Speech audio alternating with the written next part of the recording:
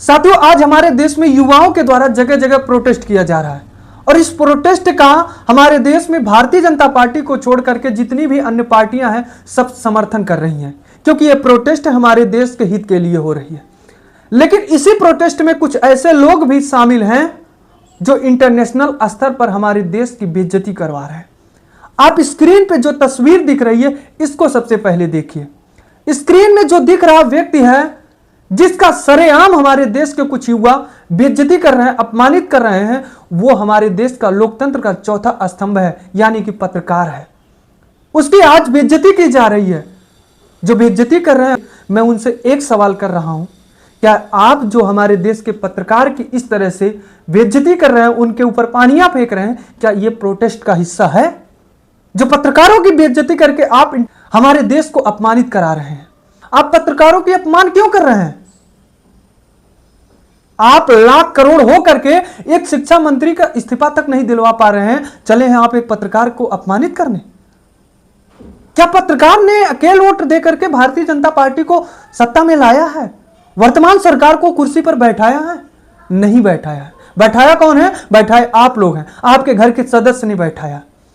जब आपके घर के सदस्य ने वोट दे करके भारतीय जनता पार्टी को सत्ता पर बैठाया है, उसके मंत्री, शिक्षा मंत्री धर्मेंद्र प्रधान जी हैं, तो आप पत्रकारों की किस हैसियत से अपमानित कर रहे हैं? पत्रकारों की आज हमारे देश की पुलिस प्रशासन ये जानकर भी कि हमारे देश के युवा प्रोटेस्ट कर रहे हैं अपने हक के लिए, देश के हित के लिए, फिर भी आपके ऊपर लाठियां बरसा रही हैं। जरा कभी एक बार अपने दिमागों से सोचे हैं कि ऐसा क्यों कर रही है हमारे देश की पुलिस प्रशासन?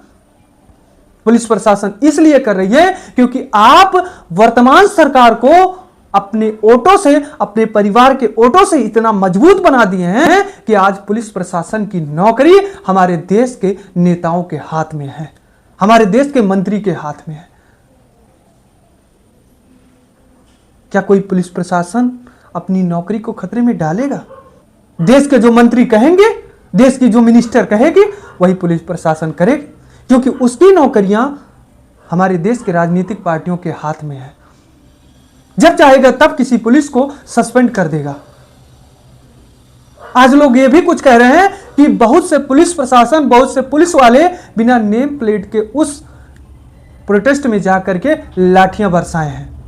माना कि मैंने बिना नेम प्लेट का जाकर के वहां लाठियां बरसाए हैं, लेकिन जानते हो ऐसा क्यों हुआ है? क्योंकि मैंने पिछला कुछ डेटा देखा है कि सरकार के द्वारा कराए गए लाठीचार्ज में पुलिस के द्वारा भाजी गई लाठी का वीडियो कुछ साल बाद जब सोशल मीडिया पर एक छोटा सा क्लिप काट करके वायरल किया जाता है, तो वही पुलिस प्रशासन से यह नहीं पूछी जाती है कि आप लाठियां कब किसके कहने पे भजाए थे, बस इसने भजाया था तो इसे सस्पेंड कर दो।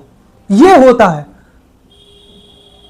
आप एक युवा हैं, देश के भविष्य हैं, स्टडी करते हैं, आपको तो सबसे ज्यादा अच्छे से ज्ञात होगा कि आखिर में यह पुलिस प्रशासन जान करके भी ऐसा क्यों कर रही है।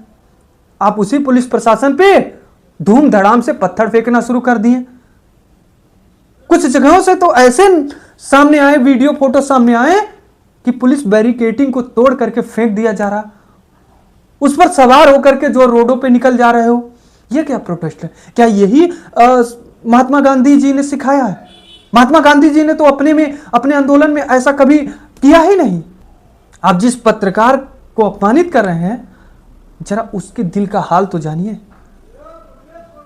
पुलिस प्रशासन गवर्नमेंट का एम्प्लॉय है, गवर्नमेंट का कर्मचारी है, तब भी वो सरकार के कहने पे लाठियां भाज रही है। लेकिन पत्रकार कौन है? ये कारपोरेट का हिस्सा है। उसे तो मिनटों में नौकरी से बाहर कर दिया जाएगा अगर वो अपने मालिक की बात नहीं मानेगा।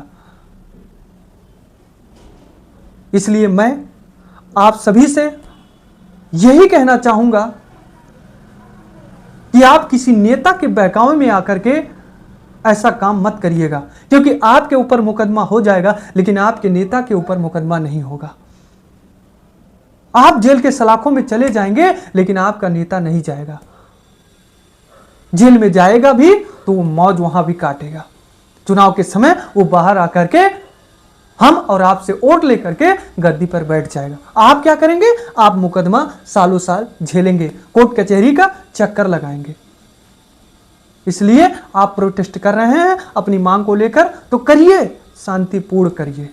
ऐसा नहीं कि किसी पत्रकार को आप उसके साथ बदसलूकी करें, उसके ऊपर पानियां फेंके, किसी पुलिस प्रशासन को पत्थरों से मारिए, ऐसा मत करिए। ऐसा करने से बचिए।